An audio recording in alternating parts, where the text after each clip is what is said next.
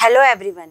आज इस वीडियो में हम आपके आईआईटी जैम फिजिक्स एग्जाम के रिगार्डिंग एक बहुत ही इम्पोर्टेंट टॉपिक को डिस्कस करने वाले हैं, जो है मैकेनिक्स। मैकेनिक्स की जो यूनिट है उसका ओवरऑल मार्क्स वेटेज है 16 टू 18 मार्क्स, और उसमें से आप 12 मार्क्स इजीली ऑब्टेन कर सकते हैं। अगर हम जो हमारा प्रीवियस ईयर पेपर है मैकेनिक्स का 2019 वाला उसको एनालाइज करें तो उसमें एमसीक्यू पार्ट में 4 क्वेश्चंस पूछे गए हैं, एमएसक्यू पार्ट में 2 क्वेश्चंस पूछे गए हैं एंड एनएटी पार्ट में भी 2 क्वेश्चंस पूछे गए हैं। दैट मींस टोटल 8 क्वेश्चंस पूछे गए हैं। इनका टोटल मार्क्स वेटेज है 16। अब मोस्ट ऑफ द स्टूडेंट्स की प्रॉब्लम ये होती है कि मैकेनिक्स जो है वो बहुत ही बड़ा सब्जेक्ट है, बहुत ही वास्ट सब्जेक्ट है, तो उसे हम कैसे कवर करें। तो मैकेनिक्स को पढ़ने का सबसे अच्छा तरीका यही है कि आप सबसे पहले उन टॉपिक्स पर फोकस करें जो इजीली कवर हो सकते हैं या जिनका मार्क्स वेटेज बहुत ज्यादा है। यहाँ मैंने कुछ इंपॉर्टेंट टॉपिक्स सेलेक्ट किए हैं जिनसे आप इजीली 12 मार्क्स तो एटलीस्ट ऑब्टेन कर ही सकते हैं। उनमें है सेंट्रल फोर्स प्रॉब्लम, इसको भी कवर करने में आपको बहुत ही कम टाइम लगेगा। Then Kepler's laws, conservation laws जो angular momentum conservation, linear momentum conservation वाले क्वेश्चंस हैं। इसके अलावा पोटेंशियल एनर्जी कर्व, ये भी बहुत ही इजी टॉपिक है। And moment of inertia, drag या रेजिस्टिव फोर्स प्रॉब्लम जो कि न्यूटन्स लॉ में हमने पढ़ी है। इन सारे टॉपिक्स को भी अगर आप कवर करते हैं तो आप इजीली 12 मार्क्स कैलकुलेट कर सकते हैं और ये ऑब्टेन कर सकते हैं। एंड ये सारे टॉपिक्स जो हैं ये बहुत ही इजी है और इनको कवर करने में आपको बहुत ही कम एफर्ट यूज करना पड़ेगा। सो आज हम कुछ प्रीवियस ईयर क्वेश्चंस को डिस्कस करेंगे। So let's move towards the questions. So our first question is, if the diameter of the earth is increased by 4% without changing the mass, okay, then the length of the day is in hours. Take the length of the day before the increment is 24 hours. Assume the earth to be a sphere with uniform density.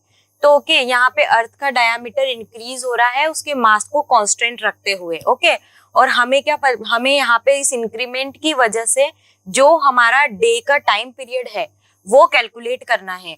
Okay, length of the day calculate करना है। तो पहले हमें length of the day given है यहाँ पर, that is 24 hours.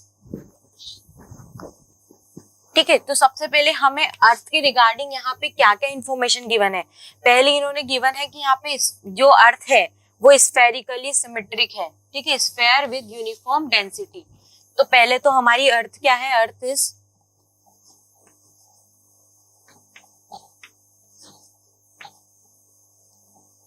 Spherically symmetric.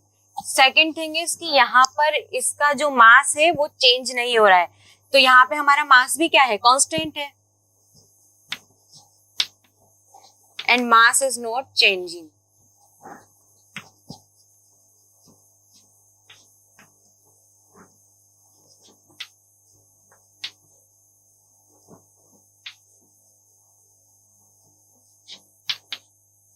इस type के क्वेश्चंस को हमें हमेशा कंजर्वेशन लॉस से स्टार्ट करना है, तो हमारी जो कैलकुलेशन है वो भी कॉम्प्लिकेट होने से बच जाएगी। तो यहाँ पर हम सबसे पहले conservation of angular momentum apply करेंगे।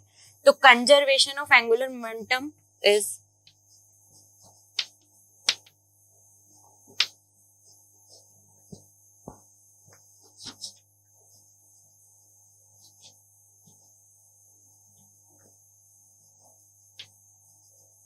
अब एंगुलर मोमेंटम का फॉर्मूला अगर हम मोमेंट ऑफ इनर्शिया के टर्म में लिखें तो वो क्या होता है, L is equal to I omega, और यहाँ पर क्या है, आई ओमेगा कांस्टेंट है। ठीक है, अब यहाँ पर जो हमें ऑलरेडी पता है कि आई क्या है, मोमेंट ऑफ इनर्शिया।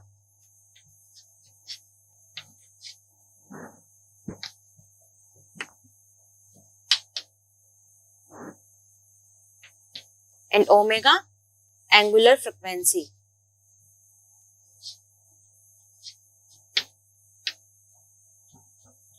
और अगर अर्थ के लिए हम ओमेगा की वैल्यू फाइंड करें तो वो क्या होगी कि 24 आवर्स 2 पाई रेडियंस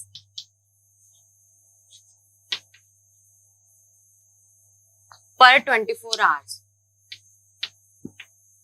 ठीक है, ये जनरल इंफॉर्मेशन है। जो मैंने यहाँ पे इंडिकेट की है। तो यहाँ पे सबसे पहले हमने अप्लाई किया है कंजर्वेशन ऑफ एंगुलर मोमेंटम, ठीक है।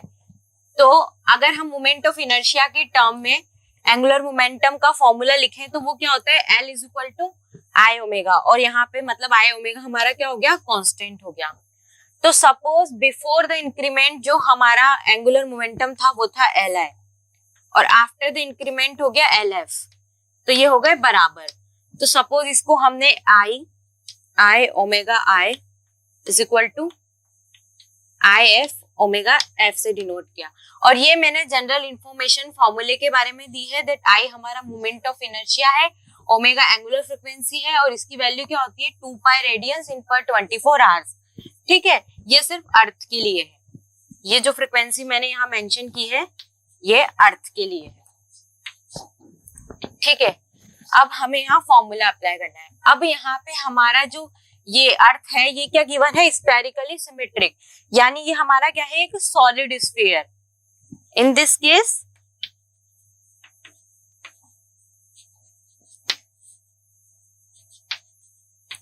अर्थ इज अ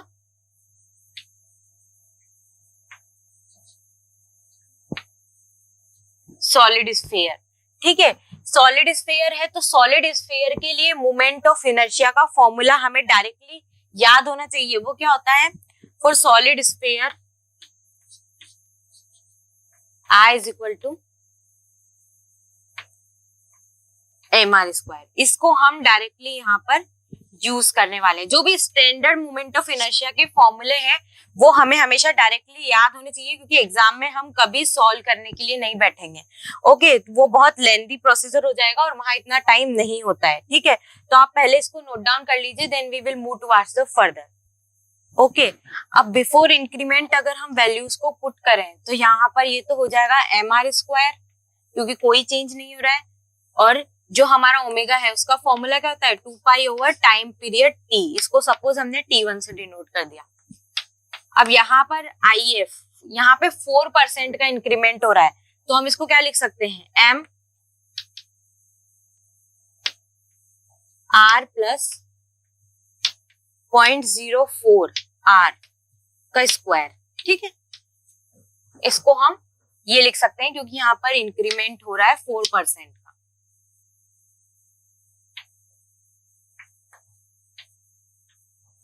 और सपोज ये वाला टाइम पीरियड जो हमें फाइंड करना है इंक्रीमेंट के बाद वाला, इसको हमने लिख दिया 2 पाई ओवर t2, ठीक है। अब हमें t2 फाइंड करना है, तो यहाँ से ये m से m कैंसिल, 2 पाई से 2 पाई कैंसिल, ठीक है।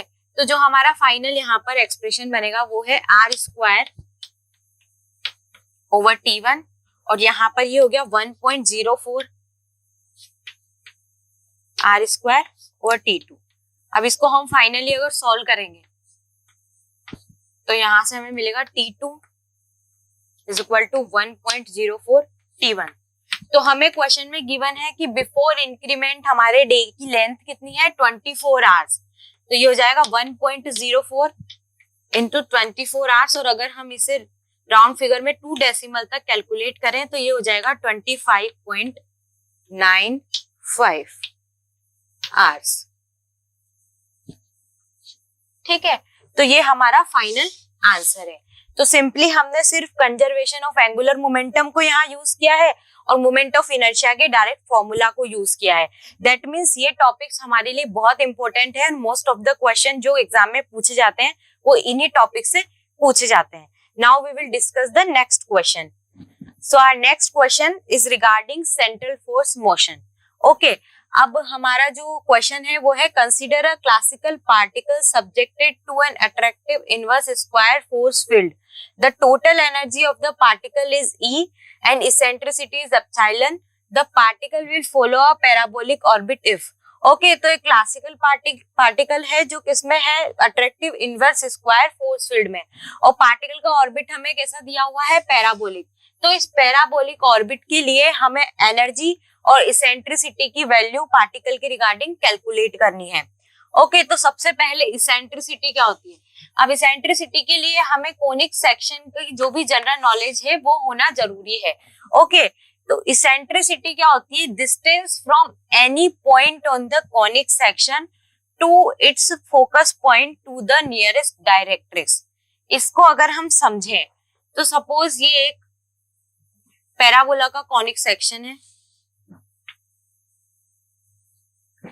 ठीक है, और ये यहाँ पर इसका फोकस पॉइंट F, इसको हमने F से डिनोट कर दिया, और इसका जो नियरेस्ट, अब ये कोई पॉइंट है, सपोज ये पॉइंट यहाँ पर P कोई भी पॉइंट है कॉनिक सेक्शन पर, और इसका जो नियरेस्ट डायरेक्ट्रिक्स है, सपोज ये डायरेक्ट्रिक्स है, तो इन दोनों का जो रेशियो होगा वो क्या होगा, इसेंट्रिसिटी होगा। ये any point on the conic section two it's focus point two the nearest directrix. That means अगर हम इसेंट्रिसिटी का फॉर्मूला इस कर्व से डिनोट करें, इस कॉनिक सेक्शन से, तो वो क्या हो जाएगा, PF अपॉन PD। अब इसकी जो है बहुत बड़ी कैलकुलेशन है, उसको बहुत ज्यादा मैथमेटिक्स इसमें यूज होती है, तो हम यहाँ डायरेक्टली कुछ स्टैंडर्ड कॉनिक सेक्शंस की जो भी हमें रिक्वायरमेंट हमारे न्यूमेरिकल्स में होगी, उनको एक टेबुलर फॉर्म में इसेंट्रिसिटी की वैल्यूज को डिनोट कर देंगे। सपोज फॉर पैराबोलिक जो कॉनिक सेक्शन है उसके लिए इसेंट्रिसिटी की वैल्यू क्या होती है, 1। ये रेशियो उनके लिए क्या होता है, 1। अगर E इज लेस देन 1 है तो वो क्या होगा, इलिप्स, और अगर E ग्रेटर देन 1 है तो वो क्या होगा, hyperbola, that will be hyperbola. और अगर हम इसेंट्रिसिटी का फिजिकल मीनिंग समझें तो वो क्या होता है कि इट इज, ये डिफाइन करता है कि जो भी हमारा कॉनिक सेक्शन है वो सर्कुलर होने से कितना डेविएट कर रहा है। दैट मीन्स ये क्या कर रहा है, ये इस कॉनिक सेक्शन की शेप को डिफाइन कर रहा है। इसेंट्रिसिटी इन जनरल क्या करती है, कॉनिक सेक्शन की शेप को डिफाइन करती है। तो हमें इसेंट्रिसिटी, जो हमारा पैराबोला ऑर्बिट है, उसके लिए इसेंट्रिसिटी फाइंड करके एनर्जी फाइंड करनी है। तो यहाँ से हम बता सकते हैं कि पैराबोला के लिए इसेंट्रिसिटी की वैल्यू क्या हो जाएगी, 1 हो जाएगी। अब आप इसको यहाँ तक नोट डाउन करें तब हम क्वेश्चन को आगे प्रोसीड करेंगे। ओके, तो कॉनिक सेक्शन से हमें यहाँ इसेंट्रिसिटी की वैल्यू मिल गई है, दैट इज 1, ठीक है। अब इसके बाद हमें इसेंट्रिसिटी का फॉर्मूला यूज करना है। ये जो फॉर्मूला है ये वेरी इंपॉर्टेंट फॉर्मूला है for your IIT JEM exam. इस फॉर्मूले को हम डायरेक्टली यूज करेंगे एनर्जी कैलकुलेट करने के लिए। ये फॉर्मूला हम इजीली, जो हमारा सेंट्रल फोर्स मोशन वाली प्रॉब्लम में टोटल एनर्जी का जो भी एक्सप्रेशन होता है उसमें एंगुलर मोमेंटम की वैल्यू पुट करके इजीली हम इस फॉर्मूला को कैलकुलेट कर सकते हैं। यहाँ पे जो L है वो एंगुलर मोमेंटम है, ओके। और ये फॉर्मूला हमें हमेशा डायरेक्टली याद रखना है, क्योंकि इस फॉर्मूले से कई बार जो IIT JEM एग्जाम है उसमें क्वेश्चन पूछा गया है, ठीक है। तो यहाँ पे एप्सिलॉन है 1, तो अगर हम इसको यहाँ पे पुट करें तो ये बन जाएगा 1 प्लस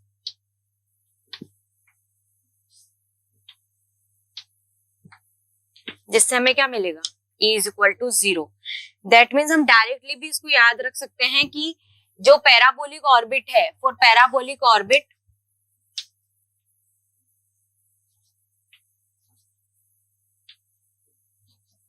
उसके लिए जो इनवर्स स्क्वायर फोर्स फील्ड है उसमें एनर्जी की वैल्यू क्या होती है, 0, और इसेंट्रिसिटी की वैल्यू क्या होती है, 1। ये हमारा डायरेक्ट जो हमने आंसर यहाँ से कैलकुलेट किया है वो है जो है ऑप्शन नंबर C, ओके। तो हमें ये जो एक्सप्रेशन है ये डायरेक्टली याद रखना है। जो इसेंट्रिसिटी और एनर्जी के रिगार्डिंग टेबल हमने बनाई थी जो पहले, उसको भी डायरेक्टली याद रखना है और इसको डायरेक्टली क्वेश्चन में यूज करना है, okay. Now we will discuss the next question. तो जो हमारा नेक्स्ट क्वेश्चन है वो है रिगार्डिंग पोटेंशियल एनर्जी कर्व। तो the question is, a classical particle has total energy E. The plot of potential energy U as a function of distance R from the center of force located at R is equal to 0 is shown in the figure. Which of the reasons are forbidden for the particle? तो हमें यहाँ potential energy curve given है और हमें particle के लिए forbidden reason find out करना है, किन रीजन में पार्टिकल हमारा नहीं हो सकता, ओके। तो हम सबसे पहले अगर कर्व को देखें तो यहाँ पर हमें टोटल एनर्जी के लिए ये लाइन ड्रॉ की हुई है और ये पोटेंशियल एनर्जी का कर्व है। तो हमारा जो पार्टिकल, सबसे पहले हमें यहाँ क्या हिंट गिवन है कि पार्टिकल क्या है, क्लासिकल पार्टिकल है, क्लासिकल पार्टिकल। ठीक है, तो क्लासिकल पार्टिकल के लिए क्या कंडीशन होती है? क्लासिकल पार्टिकल के लिए पोटेंशियल एनर्जी टोटल एनर्जी से ग्रेटर नहीं हो सकती, means you can not be greater than E. That means जो ये वाला रीजन है इसको पार्टिकल क्रॉस नहीं कर पाएगा। दैट मीन्स जो हमारा फॉरबिडन रीजन होगा वो क्या हो जाएगा? First and third. अगर इसकी जगह पार्टिकल हमारा क्वांटम पार्टिकल होता तो उसे हम रिफ्लेक्शन और ट्रांसमिशन के मतलब कॉन्सेप्ट से समझा पाते, पर यहाँ हमें डायरेक्टली क्लासिकल पार्टिकल गिवन है, तो क्लासिकल पार्टिकल इस बैरियर को क्रॉस नहीं कर सकता।